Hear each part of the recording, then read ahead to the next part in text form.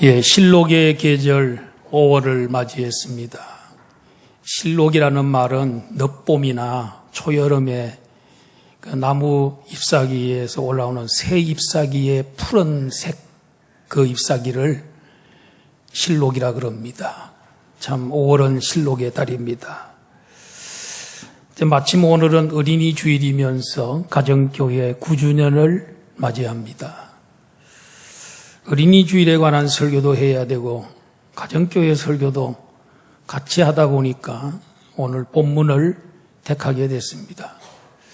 그런데 한편으로는 생각해 보니까 어린이 주일에는 어린이에 관한 설교만 하고 또 가정교회는 가정교회 설교만 하면 그게 또 좋을 것 같아서 내년부터는 5월 첫 주는 한국교회 전체가 지키는 어린이 주일로 지키고 가정교회는 한 주 땡겨서 4월 말주쯤에 그렇게 하면 설교도 이렇게 마음껏 할 수 있고 또 어린이 주일은 어린이 설교 듣고 어린이 관한 설교 듣고 이러면 좋을 것 같습니다. 저 생각입니다.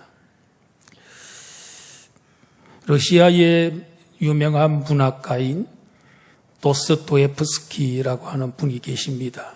이분은 죄와 벌, 백치, 또 카라마조프가의 형제들 이런 책을 소설을 써서 세계적인 소설가가 됐습니다. 이 사람이 젊은 시절에는 사회주의와 공산주의 그 사상의 심취가 됐습니다.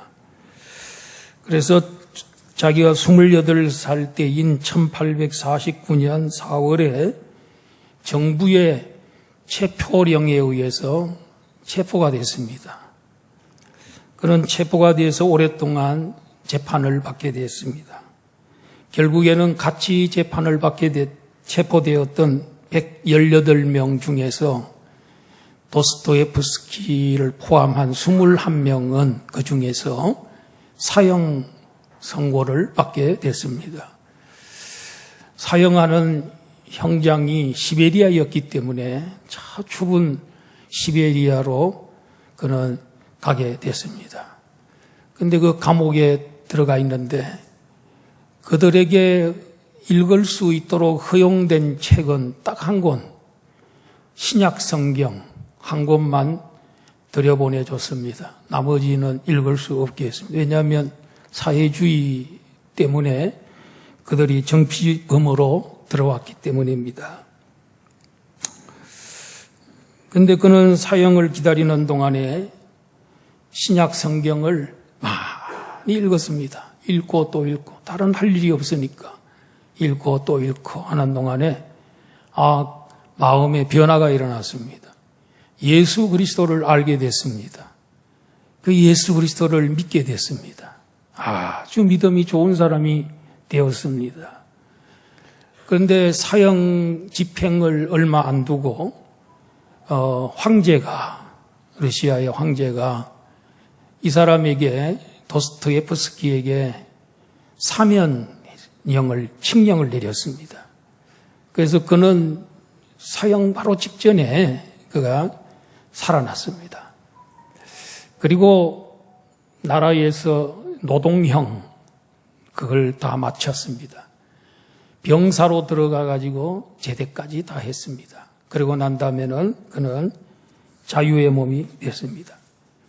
그 후에 그는 작품 활동을 하기 시작을 했습니다. 그래서 쓴 많은 소설 중에 세계적인 부류의 명작이 죄와 벌, 백치, 또 카라마조프의 가의 형제들 이런 유명한 작품을 남겨댔습니다. 도스토옙스키가 만약에 디모데처럼 어릴 때부터 성경을 알았다면 그가 예수님을 믿었다고 하면은 정말로 더 큰 일을 할 수 있었지 않았겠는가 그런 아쉬움이 있습니다. 잠언 22장 6절에 보니까 마땅히 행할 길을 아이에게 가르치라. 그래야면 늙어서도 그것을 떠나지 아니하리라. 어린 아이에게 마땅히 행할 길, 신앙의 길, 그리고 하나님 섬기는 길, 이런 길을 가르쳐 놓으면 늙어서도 3살 버릇이 80까지 간다고 늙어서도 떠나지 않는다 그랬습니다. 성경은 도스토예프스키를 변화시켰습니다. 정말 훌륭한 사람으로 만들었습니다. 성경은 사람을 변화시키는 책입니다. 성경은 사람을 온전하게 만듭니다. 인류 역사상 가장 큰 업적을 남긴 유명한 인물들을 보세요. 그들은 다 하나님의 말씀이 만든 사람들, 성경이 만든 사람들입니다. 노아가 그렇습니다. 아브라함이 그렇습니다. 모세가 그렇습니다. 그런가 하면은 사무엘, 다윗, 엘리야, 사도들과 바울 사도, 그리고 역사상의 어거스틴, 또 칼빈, 그리고 미국의 16대 대통령 아브라함 링컨. 아브라함 링컨은 노예를 해방시킨 그런 대통령이 돼서 참으로 인류 역사의 가장 위대한 인물로 손꼽히고 있습니다. 오늘 또 성경은 사람을 하나님의 사람으로 만들고 있습니다. 그리고 모든 선한 일을 행할 수 있는 능력을 공급해 주고 있습니다. 바울 사도는 디모데 후서를 기록한 다음에, 보낸 다음에 그는 순교하게 됩니다. 그의 생애의 마지막 편지가 디모데 후서입니다. 젊은 목회자 디모데에게 보낸 편지입니다. 이 편지를 마치 그는 마지막 편지였기 때문에 유언과 같은 편지입니다. 이 편지의 3장 1절에 보면은 너는 이것을 알라. 말세에 고통하는 때가 이른다. 바울 사도는 말세는 고통하는 때라고 이야기를 하고 있습니다. 왜 고통하게 되느냐 그랬더니 환경이 나빠서, 경제 상황이 나빠서, 정치를 잘못해서 고통의 때가 아니고 사람이 나빠서, 사람들이 나빠서, 말세가 되면 사람들이 다 질이 떨어지고 사람들이 나쁘기 때문에 고통하는 시대가 올 것이라고 했습니다. 그러면 여러분 바로 위에 2절, 3장 2절, 바로 조금만 위로 올라가면 3장 2절에, 자, 1절에 보면 너는 이것을 알라. 말세에 고통하는 때가 이르러. 자, 제가 2절부터 5절까지 읽어드릴 테니까 잘 들어보시기 바랍니다. 사람들이 자기를 사랑하며, 말세 때 그렇다는 겁니다. 돈을 사랑하며, 자랑하며, 교만하며, 비방하며, 부모를 거역하며, 감사하지 아니하며, 거룩하지 아니하며, 무정하며, 원통함을 품지 아니하며, 모함하며, 절제하지 못하며, 사나우며, 선한 것을 좋아하지 아니하며, 배신하며, 조급하며, 자만하며, 쾌락을 사랑하기를 하나님 사랑하는 것보다 더하며, 경건의 모양은 있으나 경건의 능력은 부인하니 이 같은 자들에게서 내가 돌아서라. 참 여기에 나오는 사람들 보면 정말 우리 인간은 타락한 인간이기 때문에, 죄와 허물로 죽었던 인간이기 때문에 전적으로 부패했습니다. 썩었습니다. 세월이 지날수록, 썩은 것은 세월이 지날수록 점점 더 심해지는 겁니다. 마찬가지로 우리 사람도 세월이 지나고 말세가 가까울수록 더 질이 떨어지고 악한 사람들이 된다. 이렇게 말씀하고 있습니다. 앞으로 갈수록 자연 환경은 좋아질 겁니다. 주거 환경이 좋아질 겁니다. 의학이 발달되어 오래 살 겁니다. 과학이 발달되어서 편리하게 살 겁니다. 사회보장제도가 좋아질 겁니다. 그런데 사람은 점점 나빠진다는. 그래서 환경이 사람을 망치는 게 아니고 사람이 환경을 망치는 것이고 사람이 세상을 망치는다는 것을 볼 수 있습니다. 그래서 본문 13절로 다시 한번 돌아오시면요. 13절로 다시 돌아보면 악한 사람들과 속이는 자들은 더욱 악하여져서 속이기도 하고 속기도 하나니. 세월이 말세가 되면 될수록 사람들이 더 악해진다는. 그리고 속이는 사람들은 더 속이는데 남을 속이기도 하지만은 자기도 속는 그와 같은 참 거짓과 그리고 속이는 세상으로 변하게 될 것이다. 그러면 더욱 고통과 탄식과 절망의 세상이 될 것입니다. 그러면 우리가 그 악과 거짓에 물들고 그 물결에 휩쓸려 내려가야만 하겠습니까? 함께 고통하며 절망에 빠져 있어야 하겠습니까? 아닙니다. 바울 사도는 이런 고통하는 세상, 이 세상 속에서 이 세상에서 살아날 수 있는 길, 승리할 수 있는 길, 그리고 이 세상을 오히려 변화시킬 수 있는 그 악한 사람들을 변화시킬 수 있는 길이 있다고 그래요. 그 길이 바로 14절에 그 길을 보여주고 있습니다. 그러나 너는 배우고 확신한 일에 거하라. 너는 내가 누구에게서 배운 것을 알며 또 어려서부터 성경을 알았나니.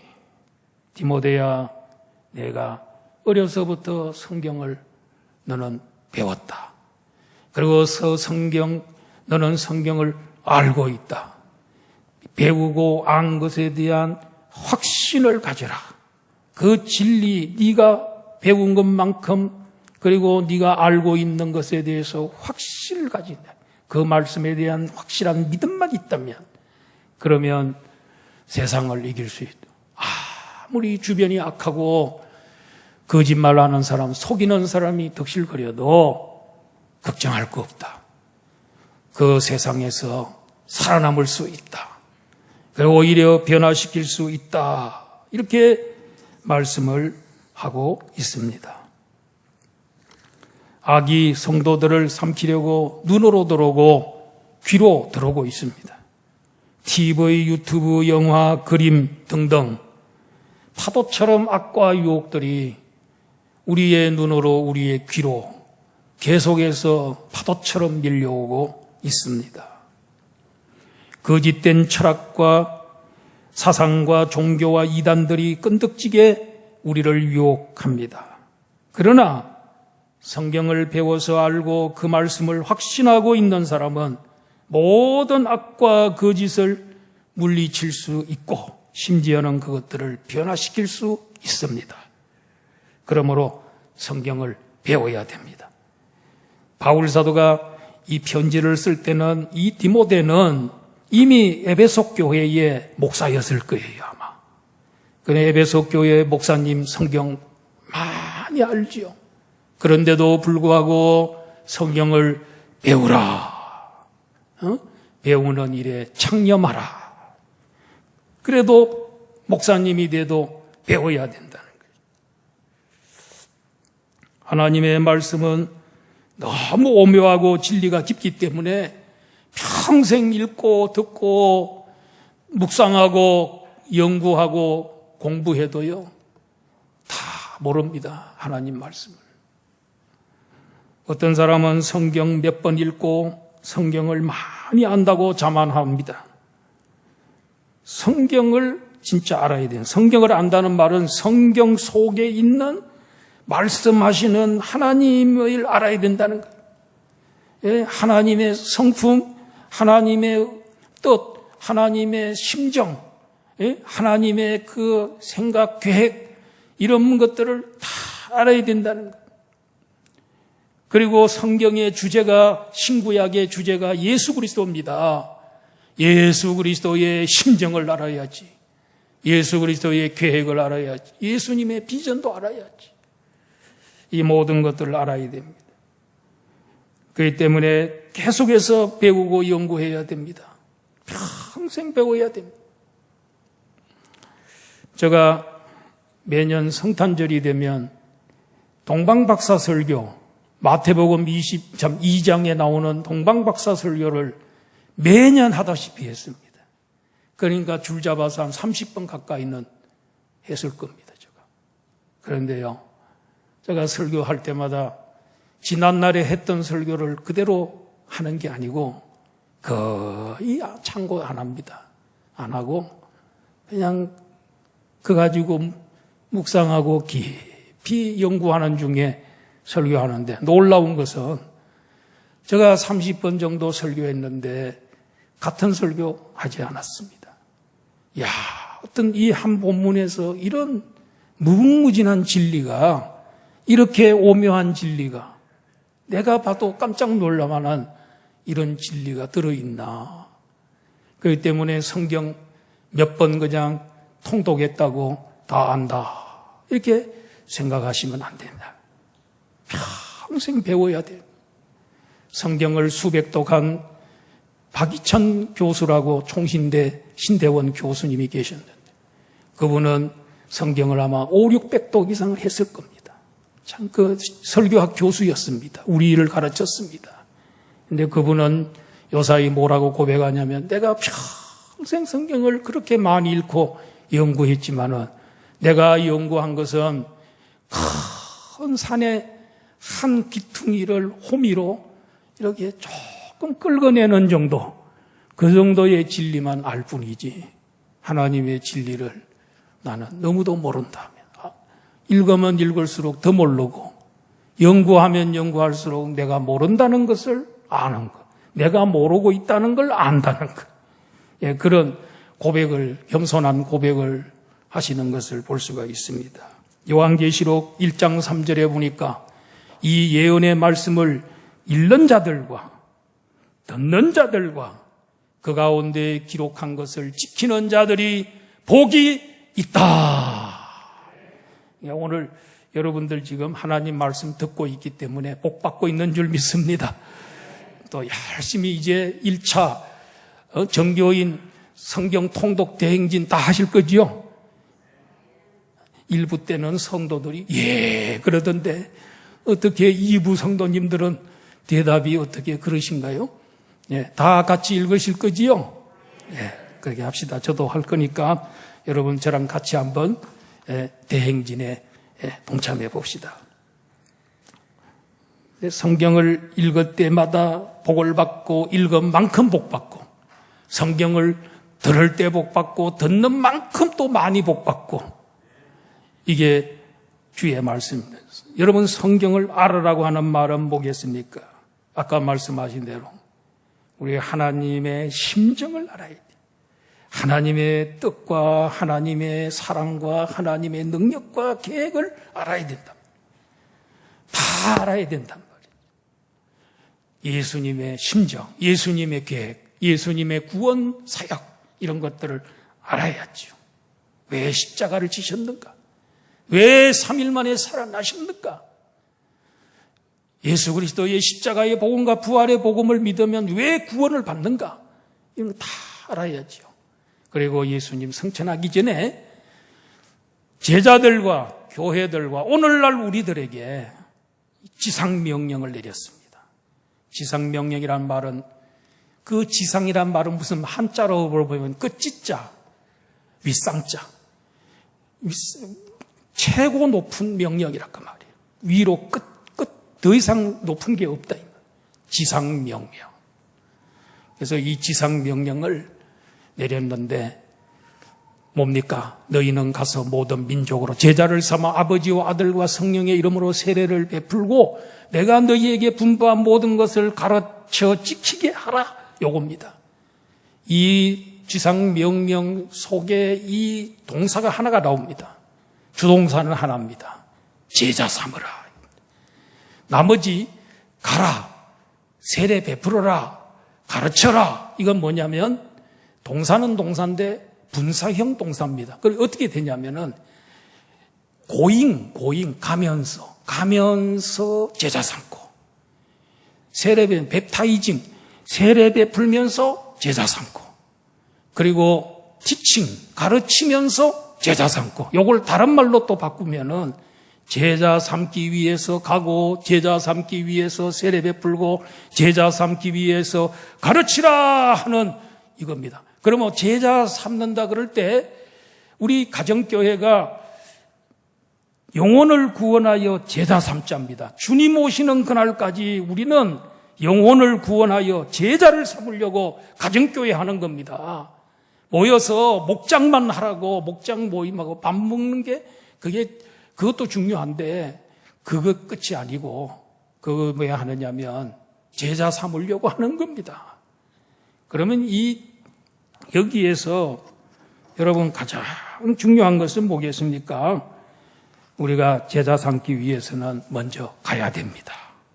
전도하러 가야 됩니다. 모든 족속이 있는 곳으로 가야 됩니다. 땅끝으로. 땅끝이 어디냐면 불신자가 있는 곳은 그 어디나 땅끝입니다.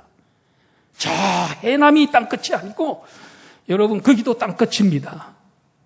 여러분 가족 중에 예수님 믿지 않고 있다면 그 가족 있는 여러분이 집이 땅끝입니다.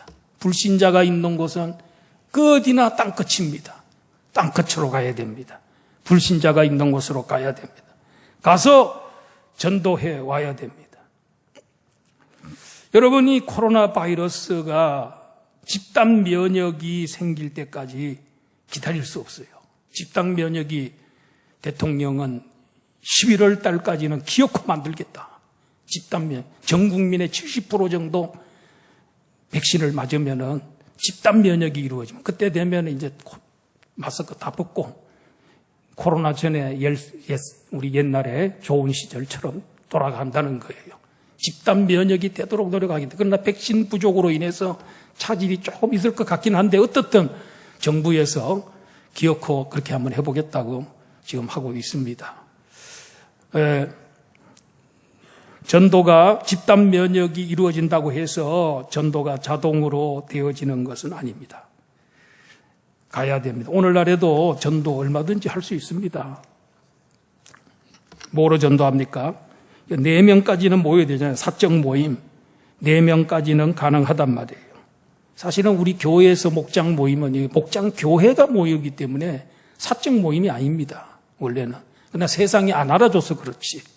그죠? 그러나 우리 조심해야죠. 방역을 조심하는 상황에서 4명까지 가능하다. 전도도 얼마든지 할 수 있습니다. 만나서, 전화로, 화상통화로, 줌으로 할 수 있습니다. 문자로도 할 수 있습니다. 이렇게 전도를 해야 됩니다. 전도해서 그 다음에 전도해서 그 사람을 목장으로 데려오고 그 다음에 교회로 데리고 와야 됩니다. 인도해야 됩니다. 그리고 난 다음에 꼭 해야 될 게 있습니다. 이거 빠뜨리면 안 됩니다. 무슨 수단을 방법을 쓰더라도 세례를 받도록 만들어줘야 됩니다. 그랬잖아요. 예수님이 가라 그랬고 제자 만드는 첫 번째 방법은 가서 전도하는 것이고 데리고 온 다음에 그 사람을 세례를 주라고요. 세례를. 여러분 세례가 얼마나 중요하면 예수님이 지상명령 가운데 세례 베풀으라고 예수님이 이렇게 간곡히 부탁했을까? 성부와 성자와 성령의 이름으로 세례를 받는 그 순간에 그 사람이 성삼위 하나님과 한 몸이 됩니다. 영적 연합이 이루어집니다. 하나님에게 소속된 자가 됩니다. 언제까지? 영원토록. 세례가 이렇게 큰 축복이고 중요한 겁니다. 그런데 우리는 교회까지는 데려왔는데 이런 일 저런 일로 인해서 또 시험받아 다시 돌아가고 세례를 주는 경우가 드뭅니다. 반드시 제자 삼으려면 여러분 내가 전도한 사람을 내가 세례를 여러분 세례 못 주니까 목사가 물세례 주는 거니까 세례 받도록 만들어주고 그러려면 어떻게 합니까? 예수 영접 모임에 오게 해서 예수 영접하게 하고 예수 영접하게 한 다음에 세례를 베풀고 자 그런 다음에 여러분, 이 세례 베푼 사람을 그냥 두면 안 됩니다. 뭐라 그랬냐면은 가르쳐서 지키게 하라 그랬습니까? 지킬 때까지 가르쳐야 된대. 어디서 가르치라는 겁니까? 목장에서 가르치라는 거예요. 목자, 목녀, 목부들이 본을 보이라는 거예요. 예수님이 이 인류 역사에서 최고의 스승은 예수님입니다. 왜 예수님이 최고의 스승인지 알려드릴게요.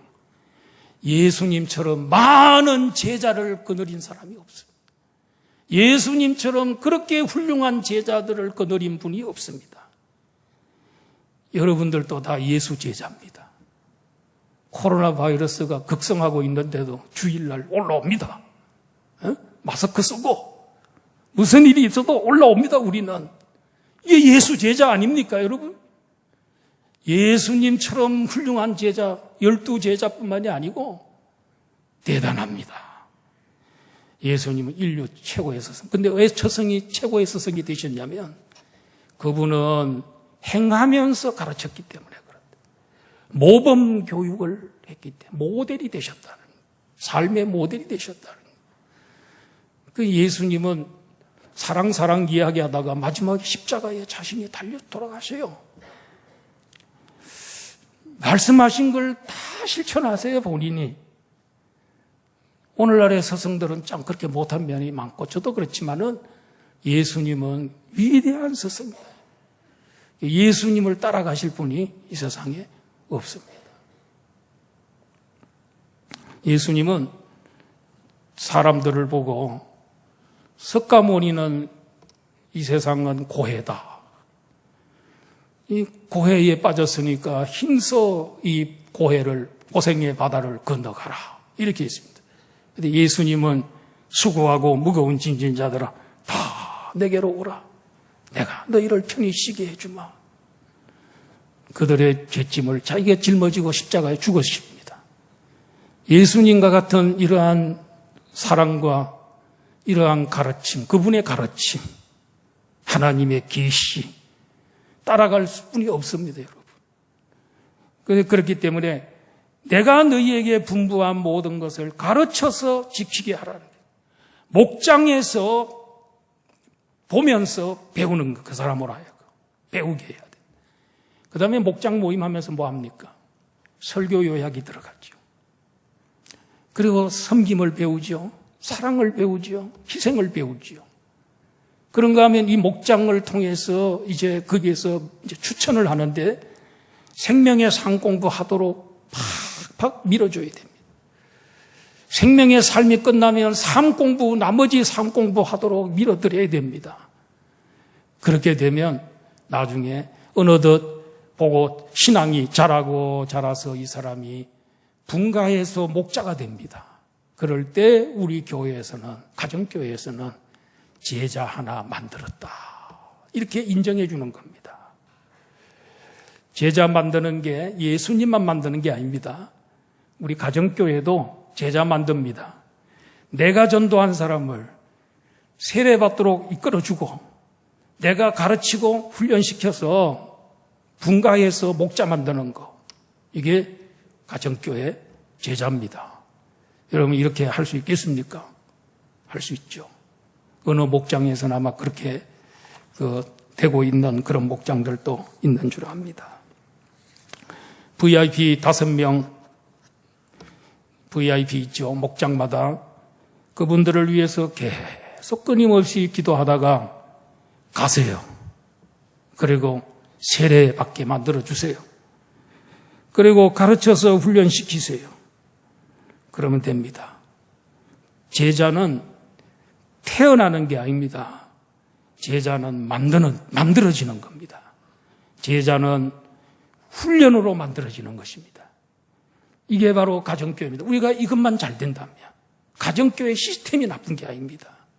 이런 가정교회 시스템은 세계 최고입니다. 이 더 이상 예수님의 시스템입니다. 그런데 우리가 실천 안 하기 때문에 가지 않기 때문에 거기에 문제가 있는 겁니다. 할 수 있습니다. 가장 좋은 것은 여러분 자녀를 제자로 삼으시기 바랍니다. 가정예배 드리시고 그렇게 해서 가정에서 어린 자녀들을 나중에 제자 훈련시켜서 나중에 참 훌륭한 일꾼으로 만드는 이 최고의 목자가 아니겠습니까? 이게 제일 먼저입니다. 그리고 남을 구원시키는 것입니다. 제가 그동안에 이렇게 목회를 이렇게 하면서 여러분 이제 목회 일기를 몇 년 동안 열심히 쓰셨는데 제가 그때마다 좀 또 제대로 답도 못해요. 저도 사실 그것만 하는 게 아니고 목회라고 하는 게 핑계입니다만은 이렇게 그걸 제대로 못한 거 좀 안타깝게 생각하고 또 여러분들에게 죄송하게 생각합니다. 그리고 기도를 그동안에 많이 못한 거 이걸 여러분에게 사과를 드리겠습니다. 방역수칙을 잘 지켜가지고 이제 이 7월 달이 되면은 대폭 완화하고 모든 걸 다 풀겠다 이제 그런 약속도 있기 때문에 6월 달까지 1000명이 안 넘어가도록 기도 많이 해서 정말 이제 목장 모임도 시작할 수 있도록 이렇게 하면 좋겠고요. 자, 이제 우리 목장에서 목자님들 이제 이거 하면 좋겠어요. 오늘부터 뭘 하시냐면은 목자님들이 이 한 주간에 전화를 하든지 또 우리 목원들을 직접 만나시든지 화상 통화를 하든지 줌으로 하든지 이래가지고 이 목원들을 꼭 한 사람 한 사람 전부 만나세요. 전화로 만나도 좋아요. 기도해주고 격려해주고.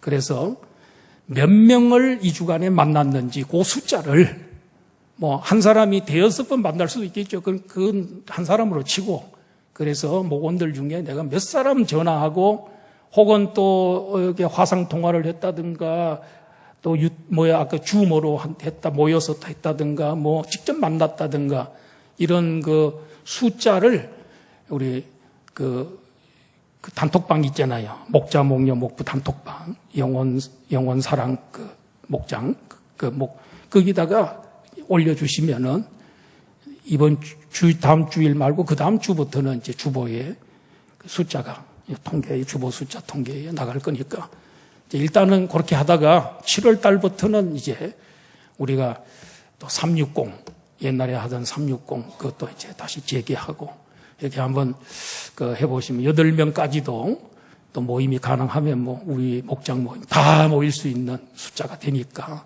그렇게 해도 하면 좋겠다 이런 생각이 듭니다. 이 남태평양의 어느 섬에서 한 토인이 시원한 야자수 그늘 밑에서 성경을 읽고 있었습니다. 그때 이 하나님을 믿지 않는 서양인 한 사람이 지나가면서 그 광경을 보고 성경을 읽고 있는 그 토인을 향해서 비웃듯이 말하기를 서양에서는 웬만큼 시대에 뒤떨어진 사람이 아니면 그런 책을 읽지 않는다오. 이러면서 지나갔습니다. 그러자 그 소리를 들은 토인은 성경 읽기를 잠시 멈추고 말하기를 내가 이 책을 읽지 않았더라면 당신은 여기를 무사히 지나갈 수 없었을 거예요. 내가 옛날에는 사람을 잡아먹는 식인종이었어. 그렇지만은 내가 예수 그리스도를 만난 후에 옛날의 악습을 버리고 딴 사람이 되었습니다. 만약 내가 성경의 가르침을 몰랐더라면 지금쯤 당신은 내 뱃속에 있었을 것이요. 아이고 그 말을 듣고는 이 사람이 막 사시나무 떨듯이 떨면서 그냥 도망을 갔다는 그런 얘기가 있습니다. 성경은 식인종도 변화시켜 성도가 되게 합니다. 또한 악한 습관을 버리고 새로운 삶을 살게 하는 것입니다. 성경은 하나님의 사람으로 온전한 하나님의 사람으로 만듭니다. 그리고 선한 일을 할 수 있는 능력을 성경이 줍니다. 성경의 파워, 이 힘이 대단한 힘이 갖고 있습니다. 성경 읽으시면 이번에 대행진에 여러분이 참여하시면은 여러분이 이 온전한 하나님의 사람이 될 뿐만 아니라 여러분 선한 일을 할 수 있는 능력이 말씀을 통해서, 말씀은 살아있어서 좌우의 말씀 어떤 금보다도 예리하다 그랬잖아요. 능력이 있다, 살아있다 그랬잖아요.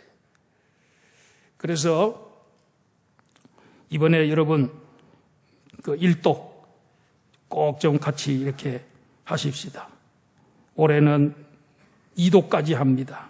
그러니까 6시에 성경 창세기 1장 1절에서 20장까지 읽어라 하고 나가면서 거기에 그 단톡방, 전체 단톡방에 딱 클릭을 하시면은 성경 읽는 사람이 나옵니다. 나와서 그냥 태초에 하나님이 천지를 창조하게 하고 막 일사천리로 읽어 나갑니다, 여러분. 그러면 여러분 성경 펴놓고 그대로 따라만 가면 참 은혜가 되고요.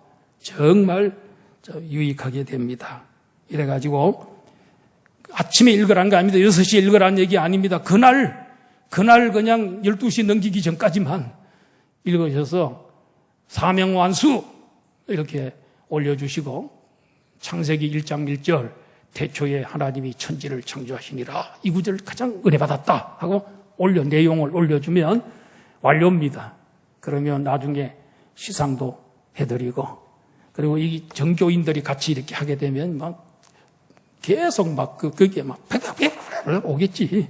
그래서 조용하게 여러분들한테 그렇게 해두시고 많이 들어오니까 무검으로 그렇게 해두면 좋을 것 같고 이래가지고 서로 격려하고 목자님들은 또 읽다가 중단한 목원들이 있으면 왜 안 읽었냐고 또 격려도 해주시고 독려도 해주시면 참 좋을 것 같습니다. 자, 이렇게 성경은 우리를 만들어 갑니다. 어떻게? 온전한 하나님의 사람으로 그리고 선한 일을 행할 수 있는 능력자로 만들어 주십니다. 성경을 사랑합시다. 그러면 여러분의 하는 행사가 다 형통하고 성공할 줄 믿습니다. 이번에 우리 교인들 다 성공하시고 형통하기를 축원합니다. 기도하겠습니다.